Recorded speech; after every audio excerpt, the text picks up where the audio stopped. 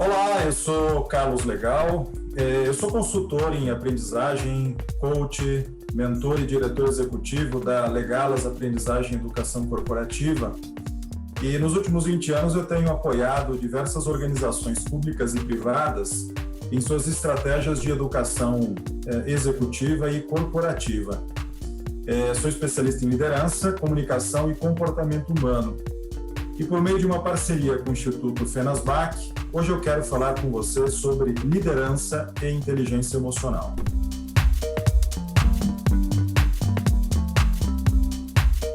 Vamos iniciar a nossa conversa com uma reflexão. Então, eu vou projetar para vocês uma imagem de uma motocicleta, como vocês conseguem verificar aqui na tela. E essa imagem eu quero fazer uma reflexão com vocês com relação a dois papéis fundamentais que todo líder, todo executivo precisa exercer.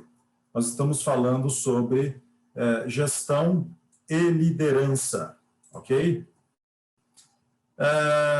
Para quem aprecia e gosta de moto, para quem é amante de duas rodas, sabe que para pilotar uma beleza dessas você precisa ter competência. E é justamente essa analogia que eu quero trazer para vocês. Esses dois papéis de gestão e liderança, né, vamos entender que a gestão ela é representada aqui pela roda de trás da moto. E essa roda é a roda da tração. Obviamente que dependendo da potência do motor, você vai se deslocar mais rapidamente ao destino, aos seus objetivos. A gestão tem a ver com com competências técnicas como conhecimento de processos, uma tecnologia específica, um sistema da empresa, legislação, a estratégia. A roda de trás está associada ao conhecimento que o executivo precisa ter do negócio. Agora, por outro lado, a liderança é representada pela roda da frente da moto. E essa é a roda da direção. Porque não adianta nada ter potência se você não sabe para onde você está se direcionando. Liderança é um consenso que liderança é a capacidade de influenciar pessoas para um objetivo comum, um objetivo coletivo. E por isso tem a ver com competências humanas, como as habilidades que um líder precisa ter de comunicação, de relacionamento interpessoal, gerenciamento de conflitos, resiliência e inteligência emocional, que será o tema do nosso bate-papo de hoje. Segundo o relatório do Futuro de Trabalho, publicado pelo Fórum Econômico Mundial em 2020, a inteligência emocional é uma das 15 habilidades que estarão em alta até 2025. O tema ganhou muita relevância e destaque, especialmente pela obra do Daniel Goleman, intitulada Inteligência Emocional, a teoria revolucionária que redefine o que é ser inteligente. A partir desta obra, cunhou-se um novo jargão corporativo, que a gente costuma dizer que a inteligência cognitiva, assim como as habilidades técnicas, é que proporcionam as melhores oportunidades de trabalho e emprego. Mas é a inteligência emocional, juntamente com as habilidades humanas, e as habilidades de comunicação que definem o sucesso, o crescimento e a ascensão na carreira de um líder. Especialmente se você ocupa uma função de liderança.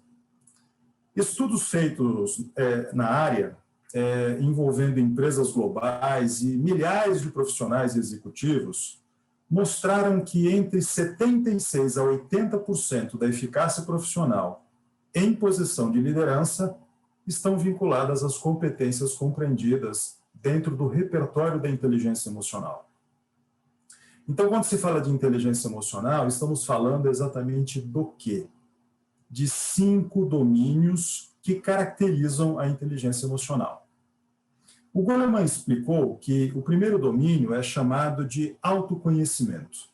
O que significa isso? Significa que o indivíduo ele precisa ter uma clara noção sobre os teus pontos fortes e os teus pontos fracos, saber reconhecer quais são as emoções que ele está sentindo e as reações que essas emoções normalmente geram, reconhecer os gatilhos emocionais e saber lidar com eles. O segundo domínio é chamado de autogestão, ou domínio pessoal.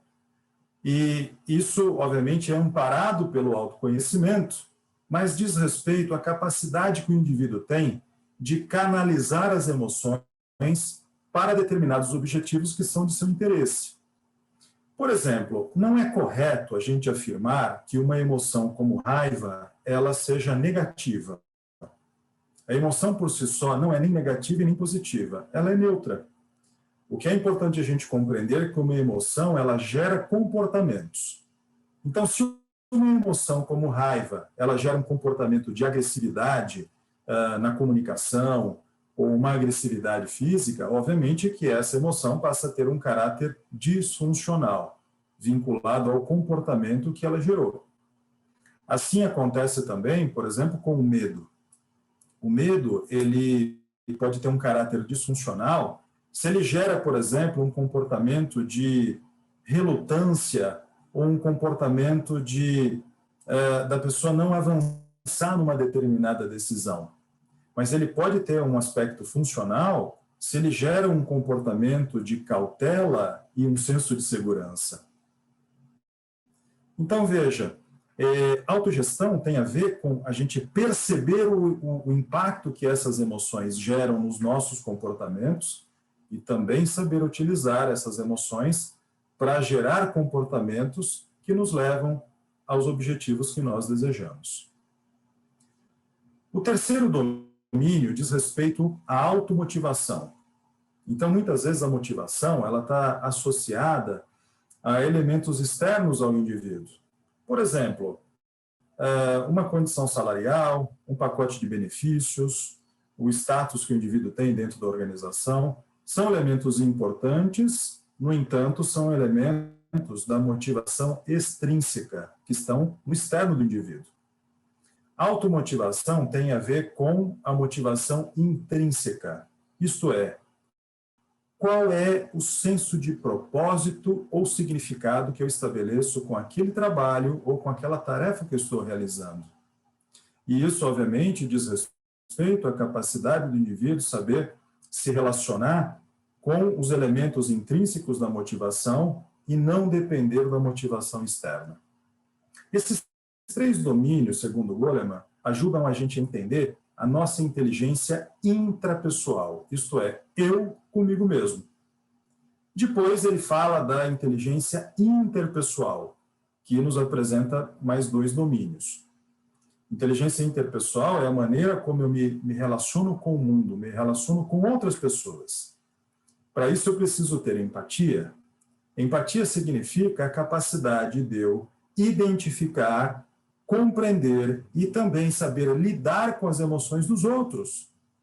Isso exige do líder uma certa habilidade para perceber, por meio das microexpressões faciais, quais as emoções da pessoa. E isso é, obviamente, muito importante, porque imagine o seguinte, que eu preciso dar um feedback para um colaborador da minha equipe. E eu sou um líder emocionalmente inteligente. E eu percebi, na microexpressão facial desse meu liderado, de que ele apresentou ali um semblante de angústia ou de irritabilidade. Então, isso é uma informação, e aí eu tomo a decisão de, naquele momento, não dar o feedback para ele, porque eu sei que ele está num estado de humor não receptivo para aquilo. Então, veja que isso é muito importante. No entanto, se o líder ele é negligente com essa informação, muitas vezes ele pode dar um feedback no momento inoportuno e fazer escalar um conflito. Então, empatia tem a ver com a capacidade também de eu me colocar na posição do outro. De também alinhar a minha comunicação e a minha conduta de forma a gerar um impacto positivo na relação que eu estabeleço com o outro. E o último domínio, o quinto e último domínio, vinculado à inteligência interpessoal, significa habilidades sociais, que é a capacidade de eu me relacionar bem com as pessoas. E aqui envolve competências vinculadas à comunicação, capacidade de persuasão, a capacidade de lidar com conflitos e saber administrá-los, no sentido de que eu possa criar uma capacidade de relacionamento mais qualitativa com as pessoas.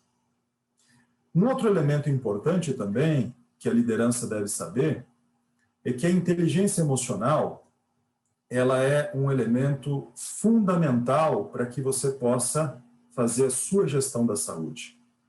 A Organização Mundial de Saúde, por exemplo, ela tem nos alertado já há alguns anos que questões relacionadas a transtornos mentais, como ansiedade, depressão, pânico, são a primeira causa de afastamento no trabalho.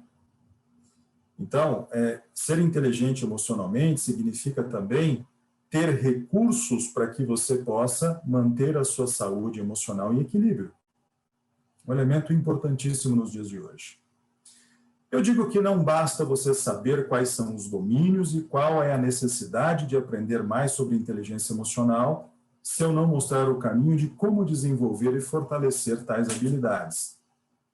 Vários estudos confirmam que líderes que se destacam nas suas áreas, eles têm a capacidade de construir estados internos mais qualificados e equilibrados, que permite com que esses líderes eles enfrentem esse mundo repleto de complexidade com mais maestria. Líderes como Steve Jobs, como Warren Buffett, o próprio Daniel Goleman, Peter Senge, que escreveu um livro clássico na década de 90, chamado A Quinta Disciplina, são pessoas, por exemplo, que valorizam práticas como meditação ou outras práticas que ajudam o indivíduo a se fortalecer. E, nesse sentido, eu faço uma outra analogia. A nossa mente, ela é como um músculo.